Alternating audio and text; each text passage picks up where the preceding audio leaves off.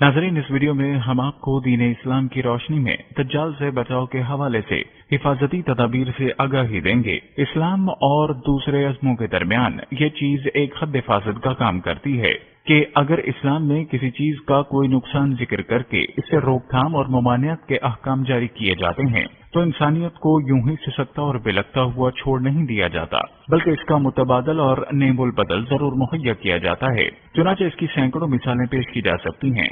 मसलन इस्लाम में सूद को एक लानत ज़दा और हराम फेल करार दिया गया है। इसका मुतबादल इस्लामी कानून में आपको मुबारबत की सूरत में मिल जाएगा। इस्लाम में जिना हराम है, इसका मुतबादल निकाह मौजूद है। इस्लाम में गुस्सा हराम है, लेकिन शुजात इसका मुतबादल मौजूद है। इसी तरह ये भी इस्लाम की एक खूबी है कि जब वो किसी चीज के फितने से इंसानियत को आगाह करता है और इसके मुफासिद को अपने पैराकारों के सामने खुलता है तो इससे बचाव की हिफाजती तदाबीर भी जिक्र करना अपना फर्ज समझता है। चुनाचे आप जेर बहस मौजू ही को ले लीजिए कि इस्लाम में फितना दज्जाल को किस कदर अहमियत के साथ बयान किया गया है, लेकिन जिक्र बराए जिक्र पर इक्तफा करने की बजाय इस्लाम ने इस फितने से बचाव की मुख्तलिफ अमली तदाबीर बताई हैं ताकि वक्त आने पर मुसलमान भाइयों को किसी किस्म की परेशानी न हो।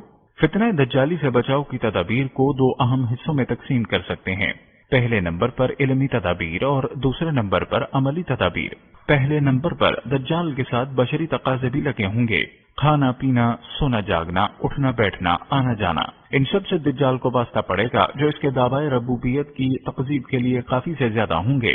दूसरे नंबर पर वो दज्जाल काना होगा, यानी वो सिर्फ एक आंख से देख सकता होगा। तीसरे नंबर पर उसकी पेशानी पर काफर का लफ्ज इस तरह से लिखा होगा, काफ फे रे, जिसे हर मोमिन आसानी के साथ पढ़ लेगा और जान लेगा कि यही दज्जाल है। चौथे नंबर पर यह है कि मरने से पहले दुनियावी जिंदगी से दुनिया के अंदर ही कोई शख्स रूह तबारी ताला से मुशर्रफ नहीं हो सकता, तो दज्जाल कैसे खुदा हो सकता है? वो तो सबके सामने होगा। अल्लाह ताला ने दज्जाल को कई निशानियों से खास कर दिया जिससे वो पहचाना जाएगा, खसूसन अल्लाह ताला की वहदानियत को मानने वालों की तरफ से। और नबी करीम सल्लल्लाहु अलैहि वसल्लम ने उसे कई अहादीस में बयान फरमाया जिसका मफहूम है उसकी दोनों आंखों के दरमियान लिखा हुआ है काफिर। उसे सिवाय इसके कोई नहीं पढ़ सकता जो अल्लाह सुब्हानहू व तआला पर खलूस से ईमान रखता हो। सैयदना अनस रज़ियल्लाहु तआला अन्हु से मरवी है कि हजूर ने फरमाया, जिसका मफहूम है कोई नबी मबऊस नहीं हुए मगर उन्होंने अपनी उम्मत को काने बहुत ज्यादा झूठे से डराया। बेशक वो काना है और बिलाशुबा तुम्हारा रब काना नहीं, बेशक उसकी आंखों के दरमियान काफिर लिखा हुआ है। हमें हजूर नबी करीम सल्लल्लाहु अलैहि वसल्लम ने खबर दी कि हर मुखिद उस लफ्ज को पढ़ सकेगा जिसे अल्लाह ताला ने उस दज्जाल के चेहरे पर लिख दिया है। अल्लाह का ये फैसला है कि वो अपने बंदों को इस दज्जाल के जरिए आजमाए और अल्लाह ने चाहा तो उसे वसाइल और असलहे की कुदरत दे जिससे वो लोगों को गुमराह करे और उनका धोखा दे ताकि मोमिनों का ईमान ज्यादा हो और मुनाफिक और काफिर हलाक हो जाएं। दज्जाल को कुदरत इलाही की तरफ से इतनी ताकत दी जाएगी कि वो बाज चीजों पर गालिब आ जाएगा, लेकिन सिर्फ अल्लाह के हुक्म से ही ऐसा होगा। दज्जाल आसमान को हुक्म देगा तो वहाँ बारिश बरसाएगा। वो एक शख्स के बारे में हुक्म देगा तो उसे काट कर दो कर दिया जाएगा। फिर वो उसे पुकारेगा तो वो तलबिया कहते हुए उठ खड़ा होगा। दज्जाल के साथ रोटियों और खाने के पहाड़ होंगे। दो नहरें भी उसके साथ होंगी, एक पानी की और दूसरी आग शोलाजन होगी। जमीन के खजाने उसके पीछे शहद की मक्खियों की तरह चलेंगे। वो एक कौम के पास से गुजरेगा जो उस पर ईमान नहीं लाएंगे तो ये उनके खेत और मवेशियों को हलाक कर देगा। सैयदना हुज़ैफा रज़ियल्लाहु तआला अन्हु से रिवायत है कि नबी सल्लल्लाहु अलैहि वसल्लम ने फरमाया, मैं जानता हूँ दज्जाल के साथ क्या होगा। उसके साथ दो नहरें जारी होंगी, एक उनमें से आंख के देखने में सफेद पानी होगा और दूसरी जिसे आंख भड़कती हुई आग की तरह देखेगी। तो अगर कोई उसे पाए तो उसे चाहिए कि वो आए उस नहर के पास जिसे वो आग देखता है और वो उसमें छुप जाए। फिर वो अपना सर झुकाएगा तो वो उससे पिएगा और वो ठंडा होगा। बुखारी और मुस्लिम में हजरत अबू हुरैरा रज़ियल्लाहु तआला अन्हु से इरशाद नबवी मरवी है, क्या मैं तुम्हें दज्जाल के बारे में ऐसी बात न बताऊं जो मुझसे पहले किसी नबी ने अपनी कौम को नहीं बताई? फिर वो खाना होगा और जहन्नुम और जन्नत दो चीजें लाएगा। जिसे वो जन्नत कहेगा वो जहन्नुम होगी और जिसे जहन्नुम कहेगा वो जन्नत होगी। मैंने तुम्हें इस चीज पर खबरदार कर दिया है जिससे कौम नूह को खबरदार किया गया था। ناظرین اب آتے ہیں عملی تدابیر کی جانب۔ دجال کے فتنے سے بچنے کے لیے ضروری ہوگا کہ دین اسلام کو اور اللہ کی رضی کو مضبوطی کے ساتھ تھامے رکھیں۔ ضعیف الاعتقاد لوگ دجال کے فتنے میں بآسانی مبتلا ہو جائیں گے، اس لیے اپنے آپ کو ایمانی اسلحہ سے مسلح کرنے اور گمراہی سے بچنے کے لیے دین اسلام کے ساتھ جڑے رہنا ہی مومن کی نجات ہوگی۔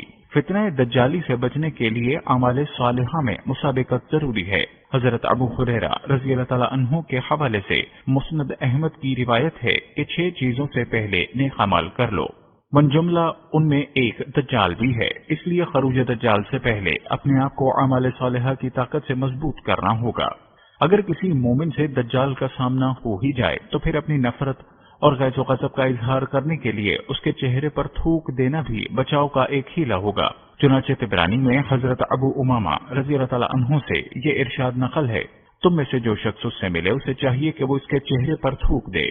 ایک روایت کے مطابق جس شخص کا دجال سے آمنا سامنا ہو جائے، اگر وہ یہ کہہ دے تو ہمارا رب نہیں، ہمارا رب اللہ ہے، اسی پر ہمارا بھروسہ ہے اور ہم اسی کی طرف رجوع کرتے ہیں اور تیرے شر سے اللہ کی پناہ میں آتے ہیں، تو دجال اس کو کچھ نقصان نہیں پہنچا سکے گا۔ حضرت عائشہ رضی اللہ تعالیٰ عنہ کے مطابق نبی صلی اللہ علیہ وسلم نماز میں فتنہ دجال سے پناہ مانگا کرتے تھے۔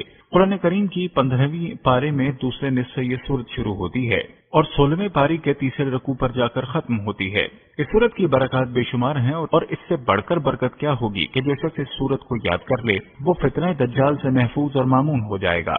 بعض روایات میں یہ فضیلت پوری سورہ کہف پڑھنے پر وارد ہوئی ہے، بعض میں سورہ کہف کی ابتدائی 10 یا 3 آیات کا ذکر ہے اور بعض میں آخری 10 یا 3 کا ذکر ہے، اس لیے بہتر تو یہ ہے کہ پوری سورہ کہف ہی یاد کر لی جائے، لیکن اگر ایسا کرنا ممکن نہیں تو ابتدا اور اختتام کی 10 آیتیں یاد کر لی جائیں۔ سب سے کم درجے پر کم از کم 3 آیات تو ہر مسلمان لازماً یاد کرے اور اپنے بچوں اور ماتحتوں کو اس کی طرف خوب اہتمام کے ساتھ متوجہ کرے، کیونکہ دجال کا داخلہ حرمین شریفین میں ممنوع ہوگا اور وہاں اس کی فتنہ انگیزی کا اثر نہیں پہنچے گا۔ اس لیے جو شخص فتنہ دجال سے بچنا چاہے اور استطاعت بھی رکھتا ہو اور وہ ان دونوں شہروں میں کسی ایک جگہ سکونت اختیار کر لے، وہ آج کل بظاہر سعودی عرب کے ویزے میں دشواری تو پیش آتی ہے، پھر خاص حرمین شریفین میں رہائش کا مسئلہ اور بھی زیادہ اہمیت اختیار کر جاتا ہے، لیکن اگر کوشش کی جائے تو اللہ مسبب الاسباب ہے۔ دجال کے قریب سے بچنے کی دعا مانگنے چاہیے۔ بعض اوقات ایسا ہوتا ہے کہ انسان اگر کوئی عجیب و غریب خبر سنے تو اس کو اپنی آنکھوں سے دیکھنے کا اشتیاق پیدا ہوتا ہے۔ اسی طرح جب خروج دجال کی خبر مشہور ہو جائے گی تو لوگ چاہیں گے کہ ذرا اپنی آنکھوں سے جا کر دیکھیں کہ دجال کیسا نظر آتا ہے، ہم نے کون سا اس سے بات کو قبول کرنا ہے۔ جو شخص یہ سوچ کر دجال کے قریب جائے گا تو واپسی پر اس کے دل میں شکوک و شبہات کا ایک جال بچھ چکا ہوگا، اس لیے ہر ممکن کوشش کرے کہ اس سے دور ہی رہے، کیونکہ اسی میں عافیت ہے۔ ظہور دجال کے قریب حالات کی تبدیلی کے حوالے سے سیدنا ابو ہریرہ سے روایت ہے کہ نبی صلی اللہ علیہ وسلم نے فرمایا، لوگوں پر کم پیداوار والے کئی سال آئیں گے جن میں جھوٹے کی تصدیق کی جائے گی، سچے کو جھوٹا کہا جائے گا، خیانت کرنے والے کو امین بنایا جائے گا، امانت دار کو ان میں خیانت کرنے والا قرار دیا جائے گا اور روبیدہ ان میں بات کرے گا۔ عرض کیا گیا کہ روبیدہ کیا ہے؟ فرمایا، گھٹیا کمینہ آدمی جو عام لوگوں کے معاملے میں باتیں کرتا پھرے گا۔ دجال سے پہلے قحط اور بھوک عام ہوگی۔ ابو امامہ کی ایک لمبی حدیث میں یہ الفاظ آئے ہیں، بے شک دجال کے خروج سے پہلے 3 سال سخت ہوں گے، لوگوں کو ان میں سخت بھوک پہنچے گی، اللہ تعالیٰ ان میں سے پہلے سال آسمان کو حکم دے گا کہ وہ 1/3 حصہ اپنی بارش کا روک لے گا اور زمین کو حکم دے گا تو وہ 1/3 پیداوار کو روک لے گی، پھر دوسرے سال میں آسمان کو حکم دے گا تو وہ 1/3 بارش کو روک لے گا، زمین کو حکم دے گا تو 2/3 پیداوار کو روک لے گا، پھر تیسرے سال آسمان کو حکم دے گا تو وہ اپنی پوری بارش کو روک لے گی اور ایک قطرہ بارش نہ برسے گی، زمین کو حکم دے گا تو وہ پوری پیداوار روک لے گی، تو کوئی سبز شے نہ اگے گی، حتیٰ کہ کھروں والا جانور باقی نہ رہے گا مگر جسے اللہ چاہے۔ اسے ابن ماجہ نے روایت کیا ہے۔ فتنہ دجال کے آنے کے موقع پر ذکر الہی لوگوں کا کھانا ہوگا۔ ابو امامہ کی گزشتہ حدیث میں آپ صلی اللہ علیہ وسلم کہ زمین پر کھانا پینا ختم ہو جانے کے ذکر کے ساتھ یہ آیا ہے کہ ایک صحابی نے عرض کیا کہ لوگوں کا اس زمانے میں ذریعہ معاش کیا ہوگا؟ فرمایا، لا الہ الا اللہ پڑھنا، اللہ اکبر کہنا، سبحان اللہ اور الحمدللہ پڑھنا، اور اسے کھانے کے قائم مقام کر دیا جائے گا، چونکہ خروج دجال کے وقت مسلمانوں کی غذا ہی تسبیح اور تکبیر ہوگی، اس لیے اس کا کثرت سے اہتمام کرنا چاہیے۔ اللہ تعالی ہم سب کو فتنہ دجال سے محفوظ رکھے۔